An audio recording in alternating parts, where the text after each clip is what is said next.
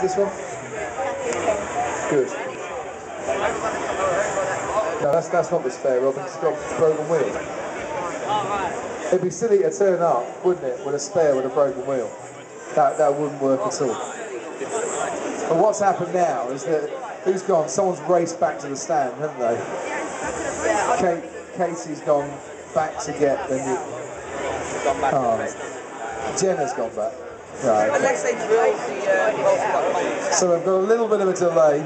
For those that can't see our scoreboard at the moment, St Dunstan's Community School, with one run and one run only, setting the fastest time so far.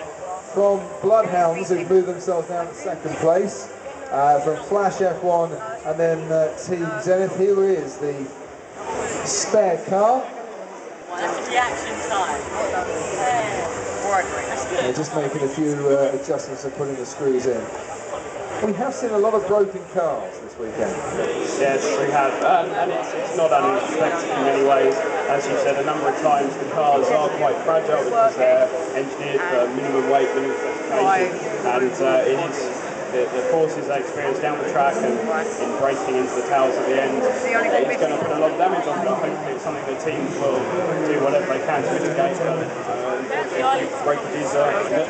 So let's just talk about these forces, Robin. We're propelling the cars at what sort of a force down the track?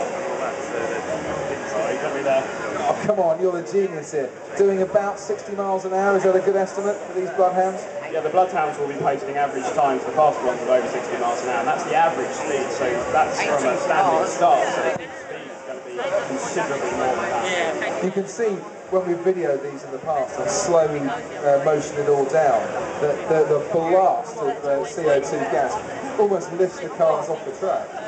Yes, it gives you a lot of weight to the back of the car, so it's yet another consideration when designing to try and, the engine which is in the rear, he's going to pull the back of the car down, push the nose up, and that's going to cause more drag on the safety line and other things, so it's yet another consideration when designing these cars.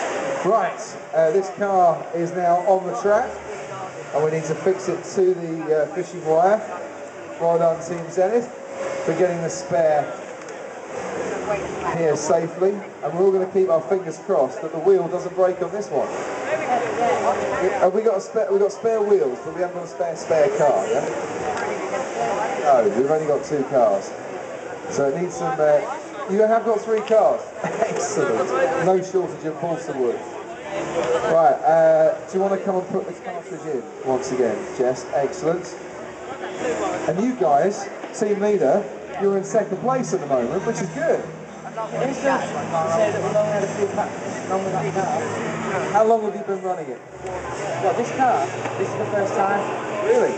We tested yesterday on that track and we got a .78. You got a .78 yesterday, you've got a .76 I think it is today, so it's going very well. Although you do have a problem getting the cartridge in the back. Do you think you might need to sandpaper it down a bit? Possibly, but we didn't spray the car, we had it 6 months spray, so it's been pain going into the actual finished part. Who did you get to professionally spray it? BMW. You took your car to a BMW dealer. What they did was we got sponsorship from Simmons and they sent it to a BMW facility.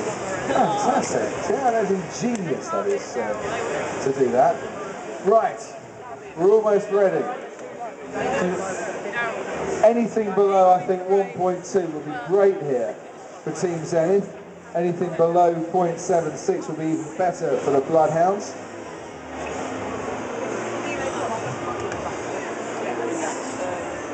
And just to remind you, to get the actual times that you see, the racing times on the board, you take the finish time, subtract the reaction time, although there is a prize, I think, for the quickest finger on the trigger, and that gets us our overall time. Here we go, 5 lights on.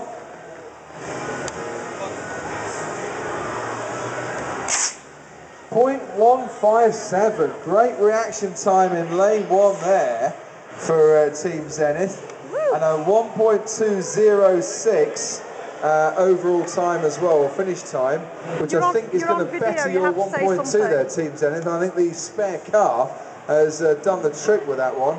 As for the Bloodhounds, In typical F1 in schools fashion, this is going to be a complicated one to work out. But I think .766, if I can just work it out. .774 for Bloodhounds from Castleford High. But the spare car seemed to work okay there, girls. Yeah, it's a lot better, that car. Team Zenith, it's gone a bit faster, although we're just checking the wheels to make sure they're okay. They've come back in one place. They've come back in one place, which is great. Bloodhounds, still in second place, still going well. Yes, and hopefully we can stay in second place. Yeah, it's going to be a long old wait for you for the rest of the morning to see that. I think so. I don't think we have all the I'm told on our parallel track here, Johnny and Ricky are waiting for some cars to whiz back down the other end. If you want to have a go on the trigger at F1 in schools and see how fast you can get a car down the track, please do. Go right to the far end.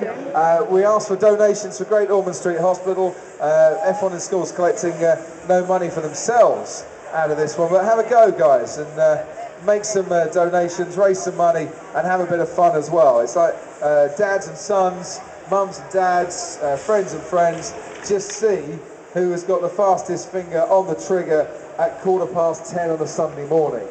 And I think looking at the faces, anything below 5 seconds is really, really good for this time of day on that one. My record after a heavy night at the Autosport show is about 10 seconds, I think. Although, of course, last night I was in bed exceptionally early. I'm being a proper professional. Right. .774 to beat here, Bloodhounds. 1.077 for Flash. 1.049 for Team Zenith. Here we go, 0.164 is the quickest reaction time. Once again, very, very close between our two trigger-happy competitors. And this is the pass, we're going to go 0.1, got a 0.8 dead, I think, for Bloodhounds and for Team Zenith. Just looking here, could this be their fastest time so far? We're looking to beat 1.049. Robin shakes his head. 1.049 stands, third place for Team Zenith. Bloodhounds win this latest battle. Thank you very much to the pupils of Bryn Kellyard Comprehensive School and Castleford High School as well. Well done.